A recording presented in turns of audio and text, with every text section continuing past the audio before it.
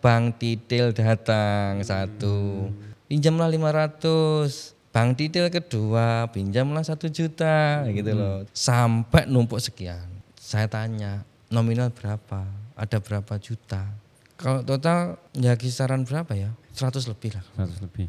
Cuman titiknya itu enggak 1 titik, yaitu ada 33 atau 36 titik per bank. Banyak gitu ya malah. Aku urip ngene iki enggak betah. Duit tapi utekku hancur. Ada saran, coba ngerti agama lah. Ngaji yo. Bodohnya saya, namanya Ustadz, tak panggil. Ya Pak, ngopi yo. Dengan kasarnya gitu. Masih ingat saya ini awal-awal ini. Ya ngopi yo. Mas ngapunten jawab seperti itu. Ya kita ketemu di sini aja, ngobrol santai gitu. Kok bosomen iki. Ibaratnya teman seneng bareng, ayo dolan bareng itu. Di saat saya jatuh itu, enggak ada satu orang pun yang datang. Aku percuma di duit karena enggak iso nyenengin anak bojo. Mereka enggak mau lo uang ternyata kan gitu. Waktu yang butuh kita dicari. Saya putuskan ganti nomor HP. Sing ngubungi aku berarti orang yang butuh saya. Sing enggak menghubungi saya berarti orang itu wis enggak nganggap temen lah. Dari kontak kalau enggak salah itu 1.500. Selama 1 bulan cuma 30 yang hubungi.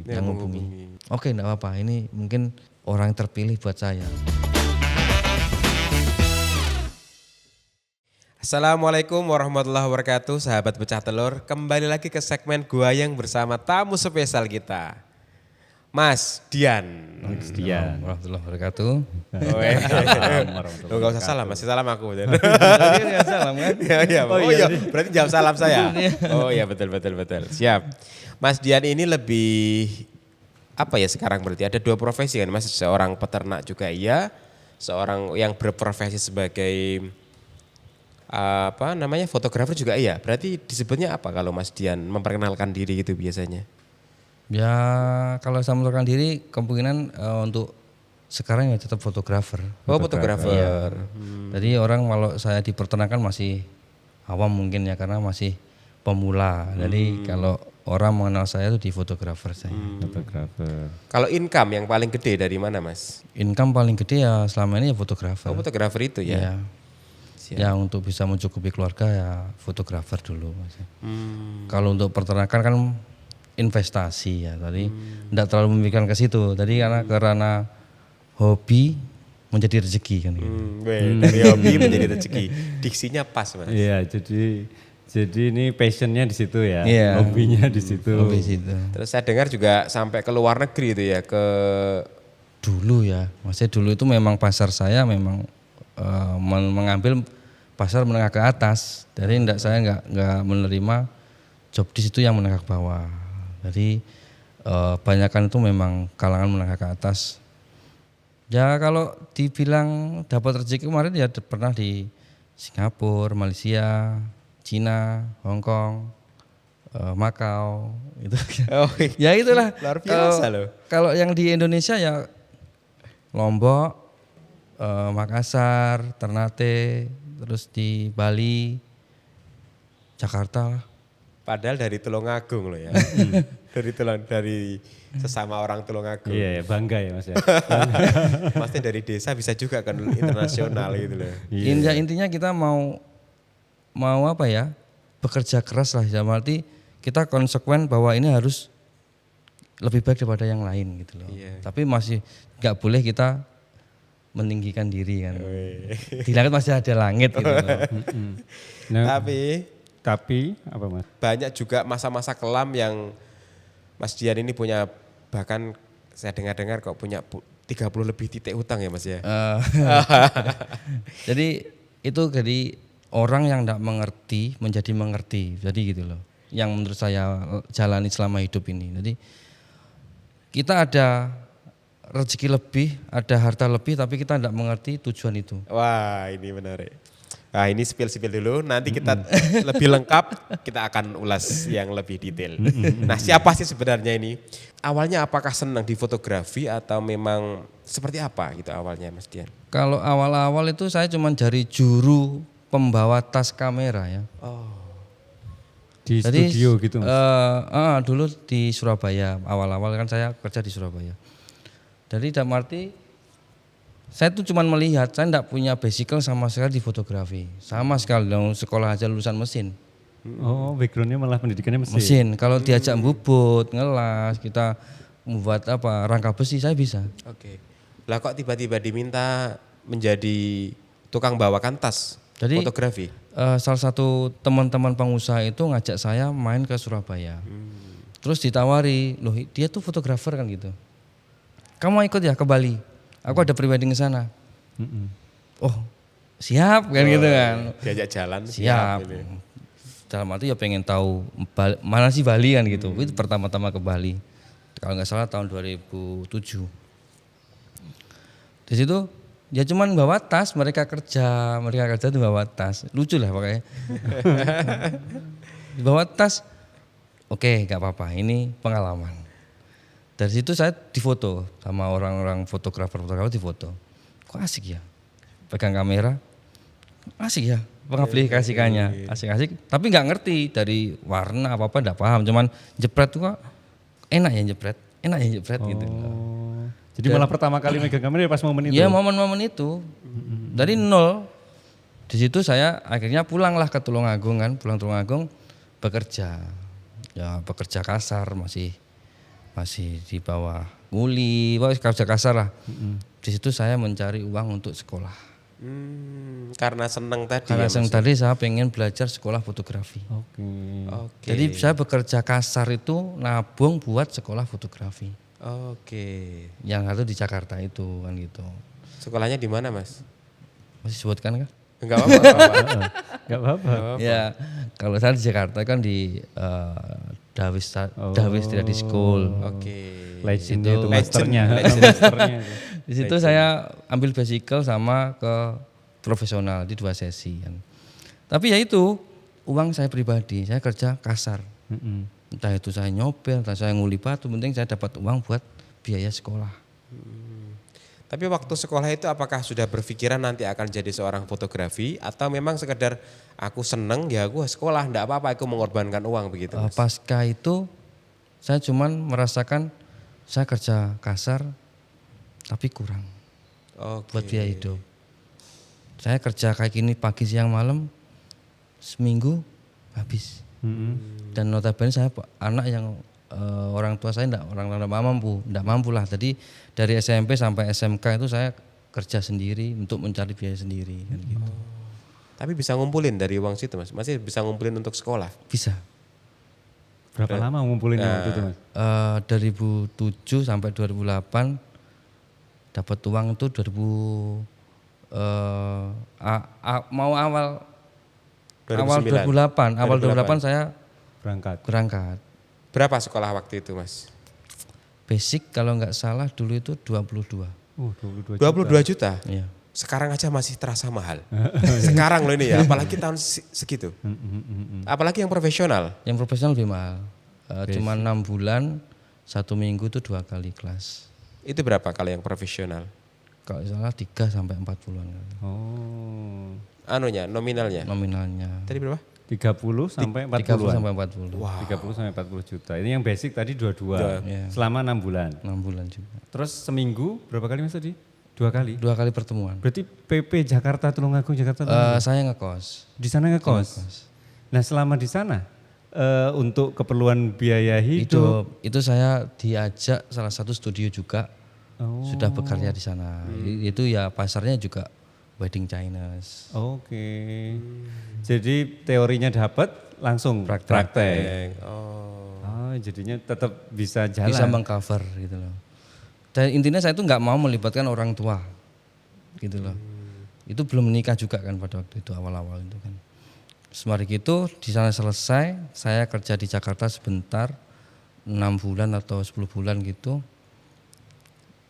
Tapi enggak, di situ saya mendapatkan hasil yang luar biasa bekerja fotografer di Jakarta itu ya. Dari income yang tinggi. Apalagi habis bekerja kasar tadi. Iya.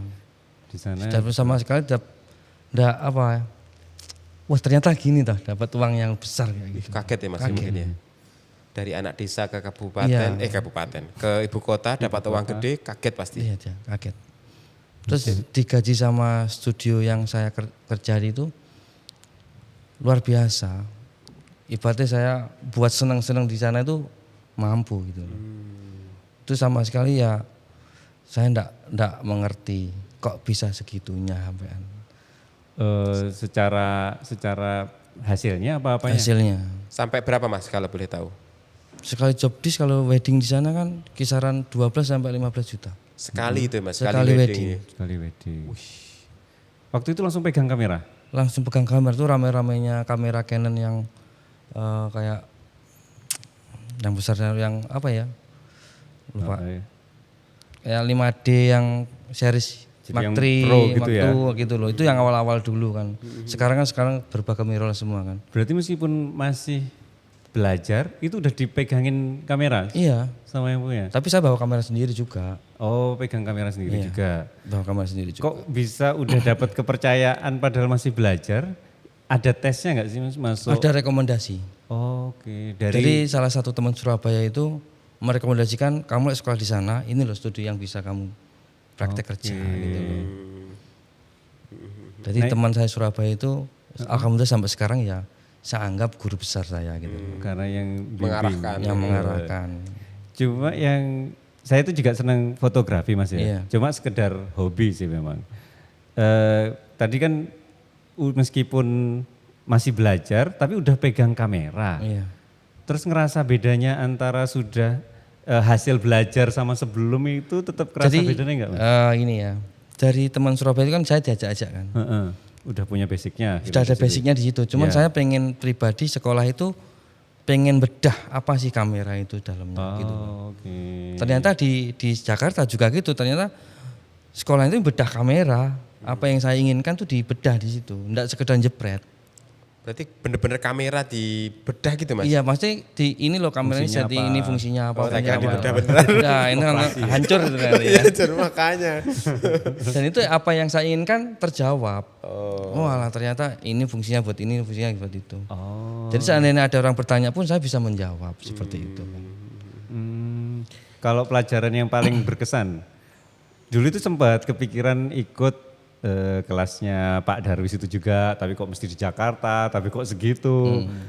Yang kalau menurut Mas Dian, pelajaran yang berkesan selama sekolah di sana, selama ikut di studio itu, yang keinget sekarang apa Mas?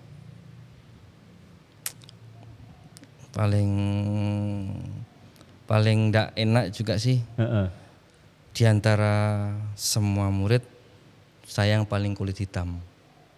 Iya ya, kelasnya menengah ke atas gitu. Yang lainnya kulitnya putih. Putih semua. Tapi terus emang ada perbedaan Iya. perlakuan waktu selama. Menurut saya kalau awal-awal ada.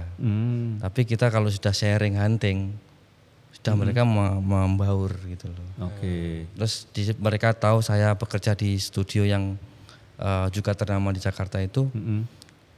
Akhirnya mereka percaya sama saya. Dan sampai sekarang komunikasi jika saya ada event di sana mereka welcome. Sampai sekarang. Seandainya saya membutuhkan saya pun berangkat ke Jakarta sana. juga.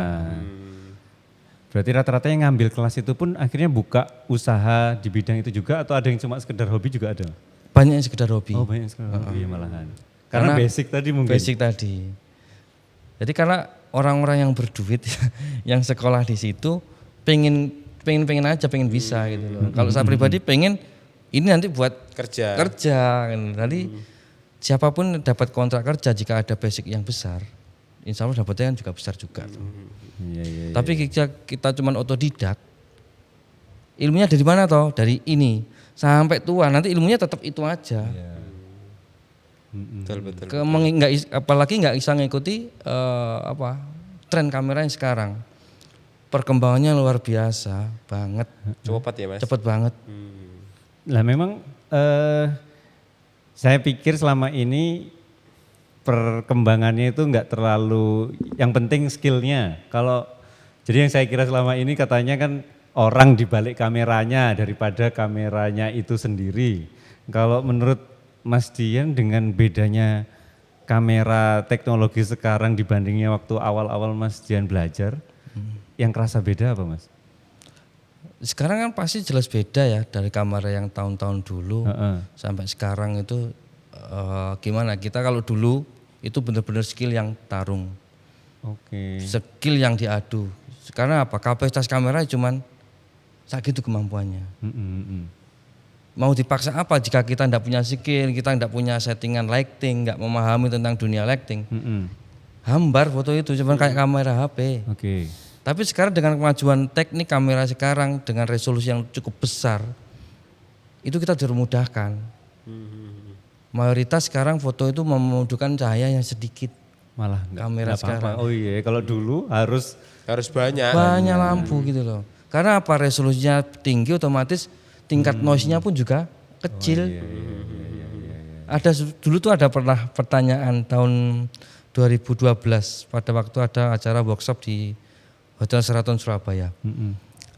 Ada salah satu fotografer dari Kediri tanya, itu yang ngisi kalau nggak salah siapa ya, materinya dari pemateri dari Jakarta juga, fotografer ternama juga. Kak, ada nggak saran foto ndak noise? Coba saya menjawab apa? Wah ini teman-teman Supaya kameramen moto ndak noise. jawab apa? Cara foto nggak noise? Itu tahun 2012. Ditambah lampu yang lebih gede. Nah, ditambah lampu kalau sampean. Iya harus lightingnya bagus. Sampean Mas? Biar noise nggak gede. Nggak noise. Biar nggak noise. Jawabannya simple. Dijual ganti kamera. Iya ya, like kamera sekarang meskipun ISO-nya tinggi, nggak noise. nggak noise. Iya. Dijawab gitu loh. Ternyata di tahun sekarang terjawab semua itu. Semua kamera dengan resolusi tinggi semua. Iya kan? Dulu itu kalau nggak benar-benar menguasai ilmu kamera dengan fasilitas kamera kayak gitu, nggak ada lighting, nggak jadi foto itu. Berarti sekarang kalau sebagai fotografer sendiri makin menantang dong Mas. Karena lebih banyak orang nganggep dirinya bisa tanpa harus jago banget masalah setting, ISO dan segala macam, noise-nya nggak ada.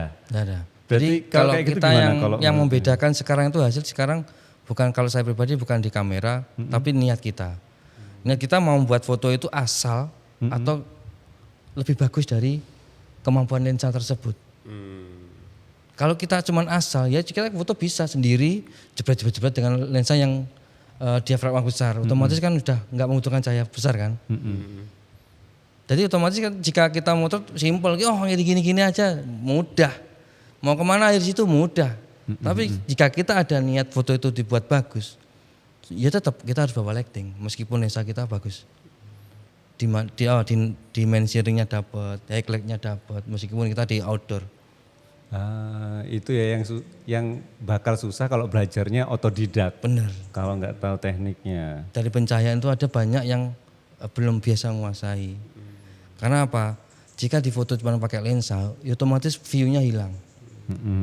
Maaf kita ke Bromo, private, pakai lensa yang besar-besar. Gunungnya rata bokeh. Iya. Kita sebagai customer, sampean komplain enggak? Aku private ke Bromo, lah mana Bromonya bokeh? Iya sih nggak kelihatan malahan. Iya kan? Kalau kita pakai lensa lebar, kita butuh cahaya kan? Tetap butuh cahaya meskipun kamera itu speknya tinggi. Nah makanya dari teknik dan basic lighting pun harus tetap dicari. Oke. Kalau kita ngomongin rasa, selera atau namanya seni kan juga di situ ada selera, rasa si karya yang kreatornya itu ya Mas. Iya. Kalau peran rasa itu buat Mas Dian gimana sebagai fotografer? Peran rasa kita harus tetap menurut saya kejujuran, kalau itu kejujuran. Karena kita harus membawa customer itu jangan dengan kemampuan kita yang ada. Gimana itu maksudnya Mas? Itu baru ada keluar rasa. Contoh gini, Mas, aku mau foto ke sana ya. Gimana? Budget berapa? Wes, budgetnya murah hai. Iya. Tapi dia fotonya asal dengan kemampuan lensa tersebut. Oh, oke. Tanpa ada saran dan referensi yang bisa membuat foto itu supaya lebih bagus. Bisa aja kita foto ke Bromo ya, iya ke Bromo katakanlah. Tapi kita foto flat, cuman gini aja. Iya. Itu kan dia cuman bekerja tapi tidak ada rasa. Kalau ada rasa pasti ada teknik. Supaya foto kelihatan Bromo hidup gimana, kita supaya klien tuh beda antara HP dengan kamera. Itu yang menurut saya itu berat. Jika customer membayar kita mahal-mahal hasilnya yang cuman biasa. Itu tadi Mending ya. kan kita bawa HP aja foto pakai iPhone bagus. Kalau nggak ada teknik loh ya. Iya, iya, diminta foto sama guide-nya, Iya. fotoin gitu Iya, aja kan udah. sama aja. Nggak usah manggil fotografer ajak ke sana. Iya, iya, iya. Itu yang saya rasakan jika kita niat kita mau reaksi rekom, sharing bareng-bareng, akhirnya ketemu kok. Mereka nyaman. Nah, suatu kenyamanan customer itu jika kita kasihkan fotonya, mereka posting. Oh, puas ya. Mereka Kepuasan di posting. situ. Oh, iya, iya, diakui. Diakui. Bangga gitu ya. Di situ. Karena banyak teman-teman juga foto jadi enggak di apa-apa. Siap. Mas, kalau yang itu Mas, kok bisa sampai ke luar negeri itu gimana ceritanya itu Mas? Dulu belum ada Instagram, belum ada Facebook. Tahun berapa itu Mas? 2008, 2009 Oh, sangat dulu sekali ya. belum ada. Cuman mainnya kalau nggak salah itu cuman website ya. Kita buka akun, blog. Jadi orang kita mengisikan foto-foto kita di situ. Nanti ada yang apa itu namanya nge-web itu kan kita komunikasi. Ternyata di situ pasar yang luar biasa dulu itu. Dari orang Cina datang ke Indonesia, orang Singapura datang ke Indonesia. Oh, jadi dokumentasiin mereka selama di Iya, sini gitu Mas ya.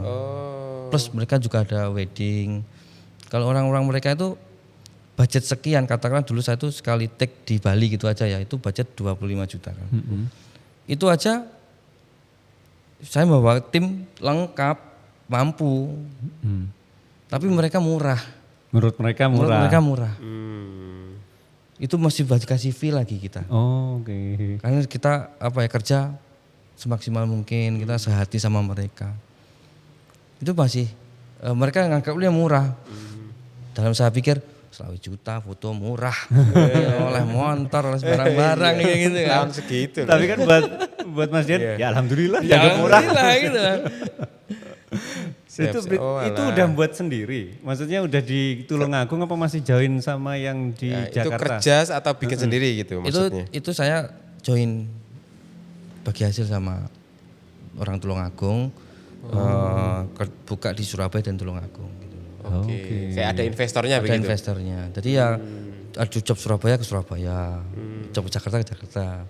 Akhirnya memutuskan tuh mau membuat studio di Surabaya, banyak pesaing. Oh, iya ya. Akhirnya memutuskan untuk buka di Tulungagung. Itu nggak salah 2009. 2009 ya. 2009. Aku sih kuliah. Ya, aku masih itu masih baru masuk kuliah.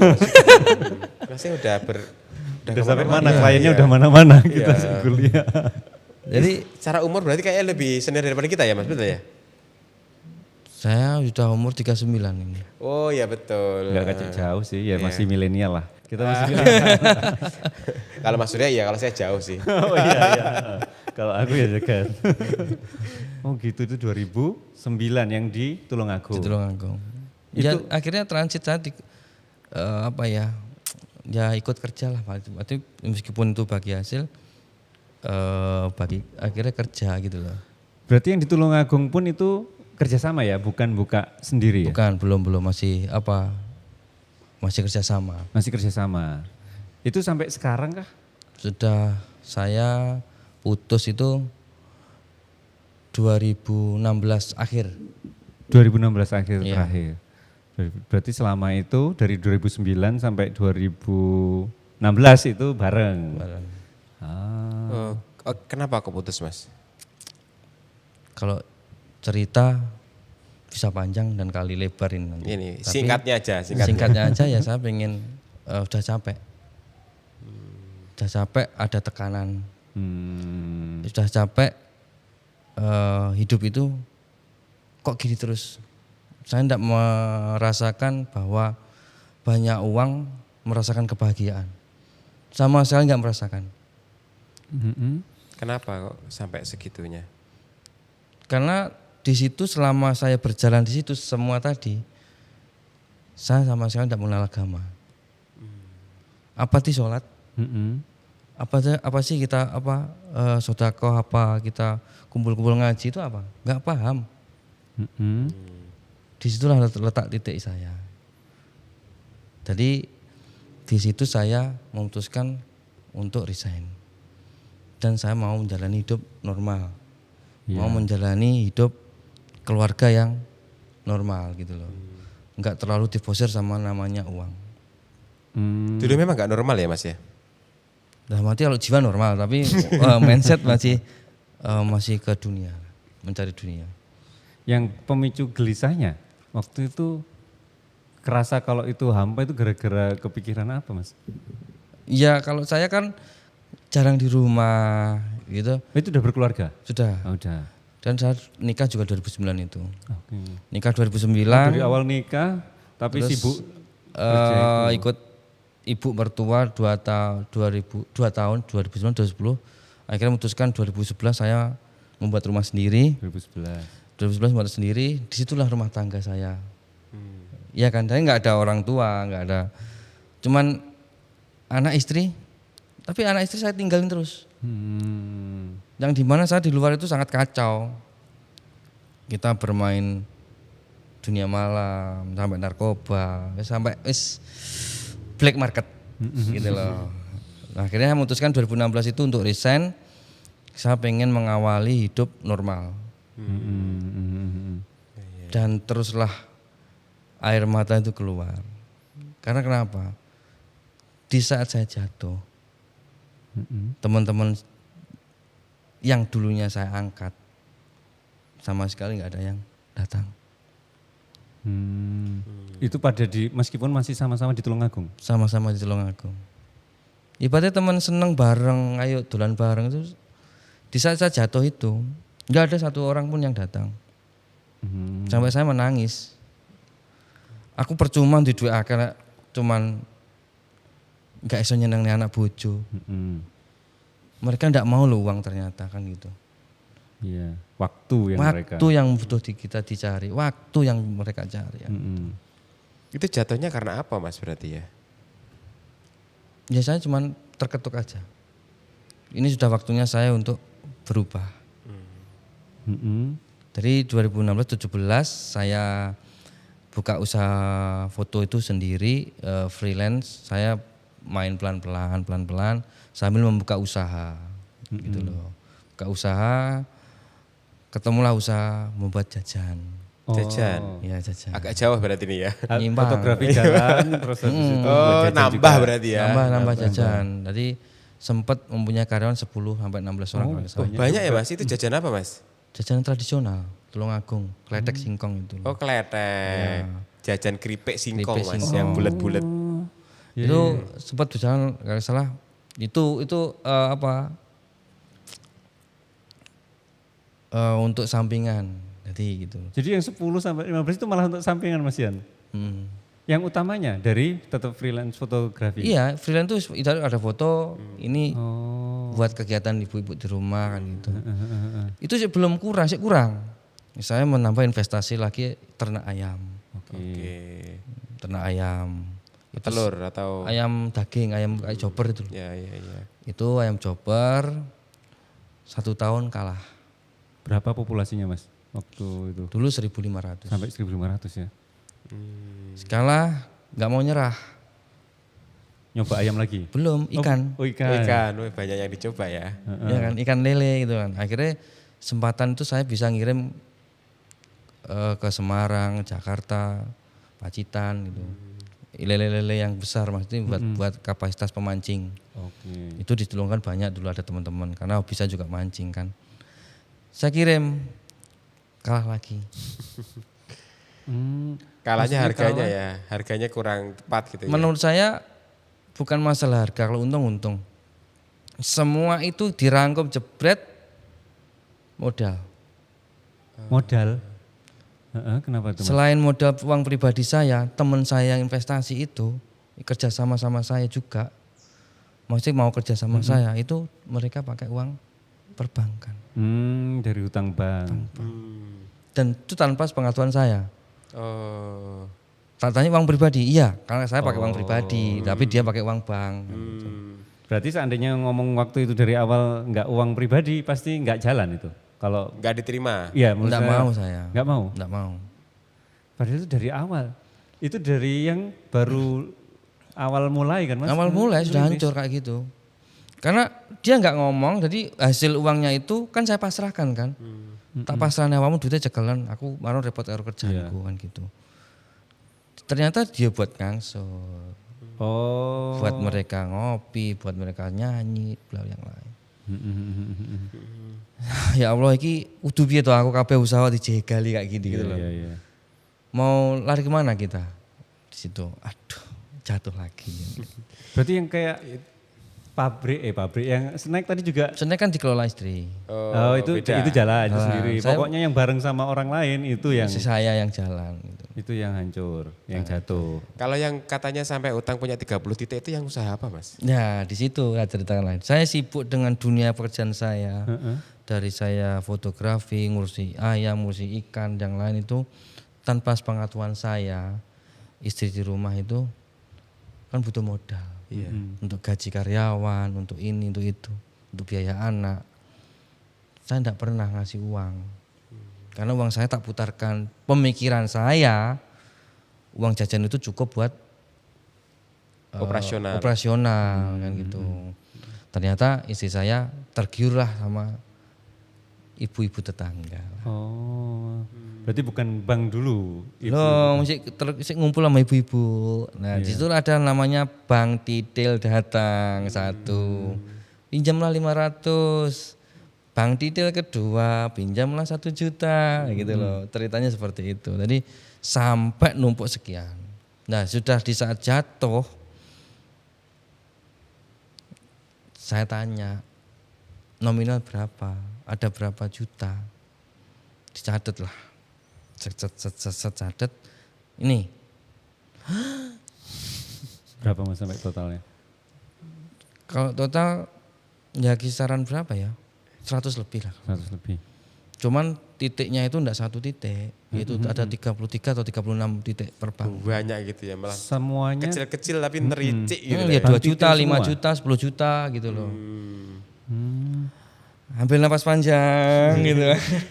Masa segitu banyak dipendam sama istri sendiri ya Mas ya? Iya, karena saya ya itu saya bilang tadi, saya enggak ngerti agama. Oh, itu masih belum tersadar. Belum sadar. Proses yang tadi ya, yang enggak ngasih dan sebagainya ya. Jadi saya enggak ngerti apa sih namanya tanggung jawab. Gimana sih sosok seorang suami yang benar bagi keluarga. Jadi enggak benar sama sekali saya itu kan. Terus akhirnya saya datanglah ke om saya sendiri. Aku urip ngene iki enggak betah. Duit tapi utekku hancur gitu. Ada saran, coba ngerti agama lah, ngaji yo. Ngaji dulu biar paham. Terus mari gitu belajar sholat sing rajin, belajar. Enggak apa-apa. Kamu dari orang enggak paham, ngaji akan paham, sholatmu akan terbangun fondasi lagi kan gitu kan. Ya dan dengan enggak sadarnya, siapa sih gelem aku belajari sholat? Siapa sih gelem aku ngaji? Gitu mulai kan. dari mana? Mulai gitu dari ya. mana kan gitu. Usia juga udah enggak muda lagi, Iya kan? udah segitu. Hari ini siapa sih yang mau ngajari? Nggih. Akhirnya saya datanglah ke teman sih. Ini bendera kan beda bendera semua kan. Oh enggak lah. Enggak cocok. Enggak cocok. Datang lagi om, sopo sing gelem ngajari aku sholat, ngajak aku ngaji. Tak parani saiki. Iya. Dan bodohnya saya, namanya Ustadz, tak panggil. Ya Pak ngopi yuk. Dengan kasarnya gitu. Masih ingat saya ini awal-awal ini. Ya ngopi yuk. Mas ngapunten jawab seperti itu. Ya kita ketemuan di sini aja ngobrol santai gitu. Kok bosomen iki. Ini dari rekomendasi Om saya tadi. Iya. Akhirnya datangilah ngobrol itu. Oh. Kayaknya selengean ini ya. Kan enggak paham gitu loh. Iya. Antara kita sopan dengan adab kan beda ya. Iya. Ternyata di sini saya membutuhkan adab yang sangat kuat. Meskipun saya pintar, meskipun saya bodoh, tapi di sini saya pakai adab aja insya Allah sudah dapatlah circle itu. Nah di situ akhirnya usaha ayam jatuh buang, wes ini kelingan mantan saya ikhlaskan uang bawa teman, ikan juga gitu bawa teman ikhlas wes, mobil bawa teman saya juga nggak kembali. Mobil saya. Kebawanya karena dipinjam. Saya rental. pasrahkan saya urusan saya ya, saya tak ngurusi masalah ini dulu. Bablas. Oke, enggak apa-apa ikhlas wis gitu dah. Wis sama mau tutup buku memang. Tutup buku di tahun 2019-2020 saya putuskan ganti nomor HP. Oh, benar-benar mulai lembaran Mulai baru. dari nol. Mulai gitu. dari nol. Iki nanti saya bilang gini, sing ngubungi aku berarti orang yang butuh saya, sing ndak menghubungi saya berarti orang itu wis nggak nganggep temen lah. Dari kontak kalau nggak salah itu 1.500. Tak ganti nomor set selama 1 bulan cuma 30 Yang hubungi. Yang hubungi. Oke, enggak apa-apa. Ini mungkin orang terpilih buat saya. Dan alhamdulillah itu benar-benar orang itu mau kerja gitu loh, Mas. Ngasih job kan gitu. Sambil saya menata diri gitu loh. Kalau ngomongin tentang belajar sama Ustadz tadi ya Mas. Iya. Berarti kan salah satu yang ngubah hidup itu juga Ustadz tersebut, beliau itu ya Mas. Yang buat orang yang pengen mulai belajar agama tapi nggak tahu dari mana, kalau jenengan waktu itu dimulai sama Ustadz itu dari belajar apa dulu Mas? Ngaji. Ngaji itu belajar Tadi- Quran, baca Quran? kan, Bukan. atau? Jadi ikut kajian ya. Ikut kajian itu cuma suruh dengarkan gitu loh aja lah. Ibaratnya kita kayak ikut seminar gitu ya. Di situ tujuan beliau mungkin suruh istiqomahnya saya. Jam sekian, hari ini sampai sekian, jam sekian ikut ngaji ya. Coba, tapi awal-awal berat. Apalagi saya sujud. Berat banget, Sujud itu kerasa berat ya Mas ya? berat. Beratnya kenapa Mas? Orang yang tidak pernah sholat akan sholat. Orang yang tidak pernah ngaji, ikut dunia malam, ngaji. Jadi ngaji. Langsung cut kan. Tapi itu saya lalui. Makanya kalau mencarikan ini saya bisa nangis nanti. Itu saya cut. Lillahi ta'ala saya mau berubah, saya mau nggak mau ke dunia ini, saya mau dunia ini. Gitu loh. Berat banget kan? Siapa sih yang mampu meninggalkan apa yang dia punya? Yang dia punya nama kah, jabatan, tapi dia mulai dari nol. Iya. Mengikhlaskan itu loh berat banget. Di situ saya ngikut ngaji pelan-pelan. Dapatlah. Oh ternyata. Sekarang jika nggak ketemu mereka saya malah kangen. Teman-teman yang di kajian itu Iya, ya. karena apa? Mereka tuh alhamdulillah, ayo sholat. Terdengar adzan, ayo sholat kan gitu. Itu bagi saya luar biasa. Karena di rumah pribadi, kalau dulu-dulu tuh terdengar adzan, macak turu engko jam 2. Itu kan sholat duhur. Sholat ngasar engko jam 5. Iya. Tapi teman-teman alhamdulillah itu terdengar adzan, Langsung. kita kemanapun dimanapun stop kegiatan. Menurut saya ini loh baru teman, gitu kan. Iya. Nggak ada yang teman yang saya dulu tuh nggak ada. Teman-teman dulu tuh adzan lanjut, jam entek kan gitu kan. Iya. Sekarang dibalik di situ saya apa mau golek orang akhirat. Saya merasa Mas kalau tadi berarti beres ya kayak hutang dan sebagainya itu aman berarti terkendali. Sudah beres proses gitu. penyelesaian hutang perbankan itu saya tempuh selama 11 bulan dengan cara bebas riba. Jadi saya terlalu menyampaikan ke pihak perbankan apapun merek bank itu saya mau melunasi sesuai kemampuan saya asalkan bunga itu hilang. Saya ditekan, diancam, diamuk, ya cuman saya duduk diam. Hadapi dengan senyum mereka. Saya ada uang ada buat menyelesaikan utang, tapi akadnya dirubah dulu. Semua perbankan saya hadapi seperti itu. Dari yang tubuh kecil, tubuh besar, ngancem, teriak-teriak. Saya hadapi semuanya. Itu ada yang bimbing juga nggak Mas? Kalau teman-teman ada yang ikut komunitas misalnya apa ya waktu itu? Jadi di situ intinya di komunitas itu diajak. Awal-awalnya ada komunitas, banyak kan sekarang komunitas anti riba itu kan banyak ya. Saya sharing ke A, sharing ke B, terus sharing yang sama yang punya hutang besar-besar juga, yang lagi berproses. Ternyata mereka juga pengen merasakan bebas dari hutang itu pengen kan sama teman-teman yang punya hutang ya. Akhirnya sama salah satu ustadz juga diajari tempo-temponya, nanti jawabannya seperti apa. kan gitu. Bisa ada contohnya nggak Mas? Karena saya yakin juga banyak nih yang sekarang lagi terjebak itu, tapi nggak tahu nih ngawalinya gimana. Nah gini Ada ya, bisa di-sharing nggak? bisa ya aku sharing pengalaman ini ya. Mm-mm. Ternyata banyak kejadian orang itu tidak percaya sama ilmu rezeki. Satu poinnya di situ. Nggak percaya sama ilmu rezeki, oke. Iya. Terus? Jadi dia cuman gini, aku nggak nyaur utang iki, aku ndak utang, aku ndak semangan. Banyak yang seperti itu. Mindset mereka itu yang paling fatal. Apa oleh bang kok dibayar? Pokoknya aja bunganya hilang. Saya dulu diremehkan sama tetangga. Gara-gara bang si Mekar itu. Wah tak sebut itu apa ya. Anyar gitu. Jadi kan mereka itu kan grup ya.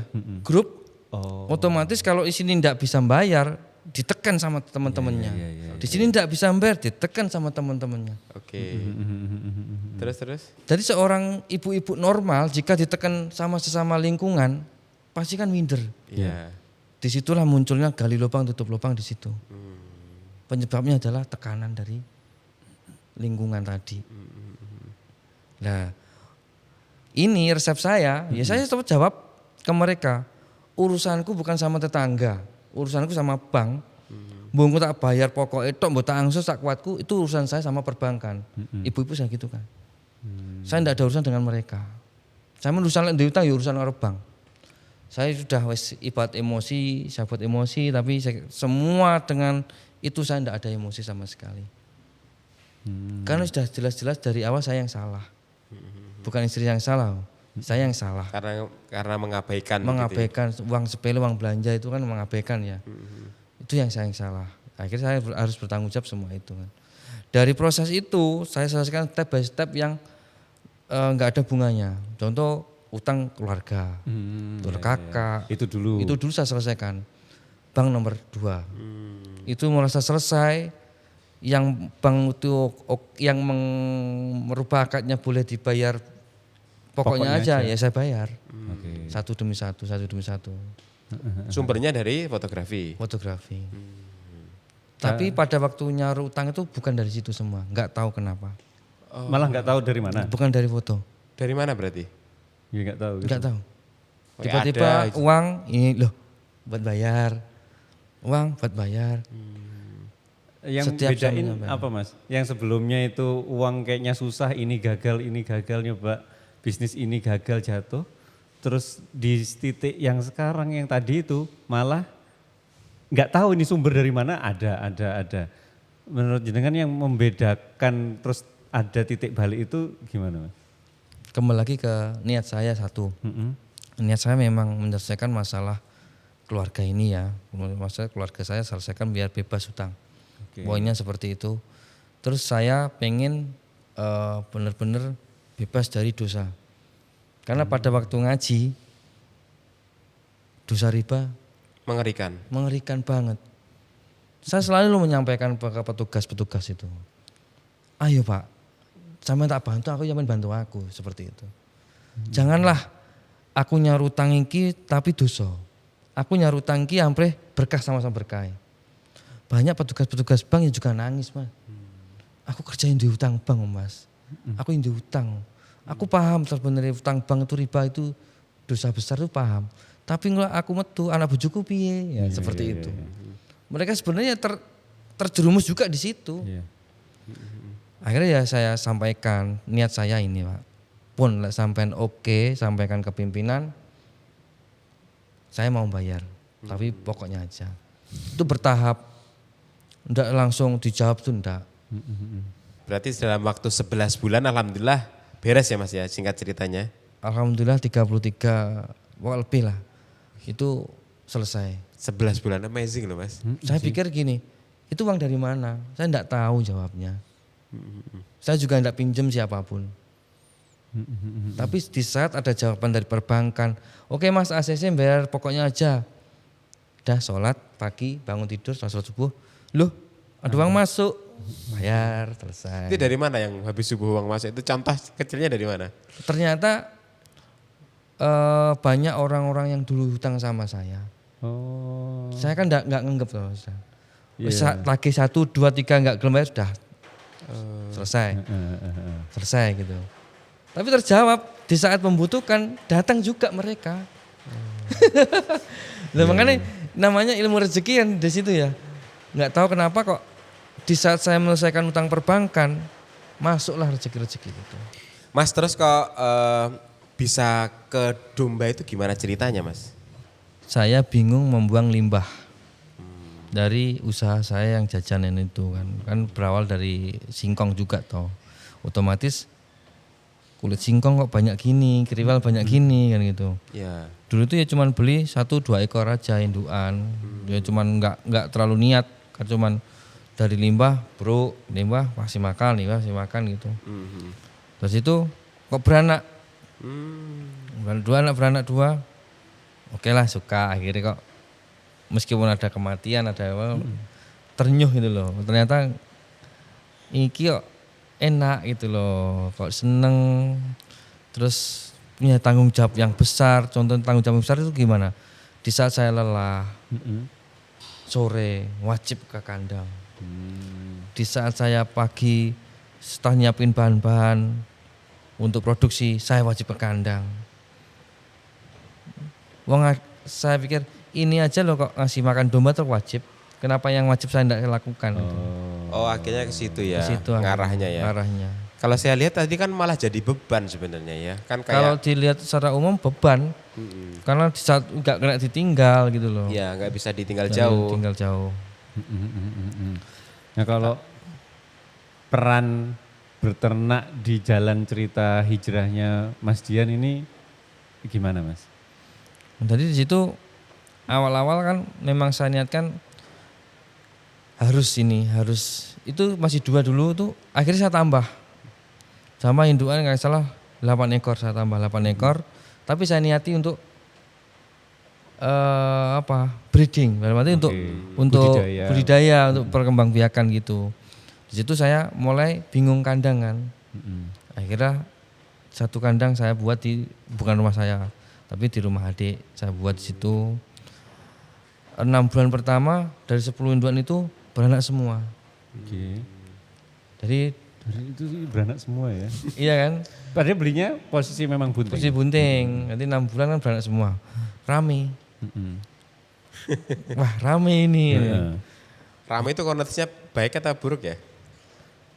Baik berarti. Seneng apa deg-degan apa waduh? Seneng apa bikin ribut satu gitu seneng dulu rame, seneng wah makin banyak.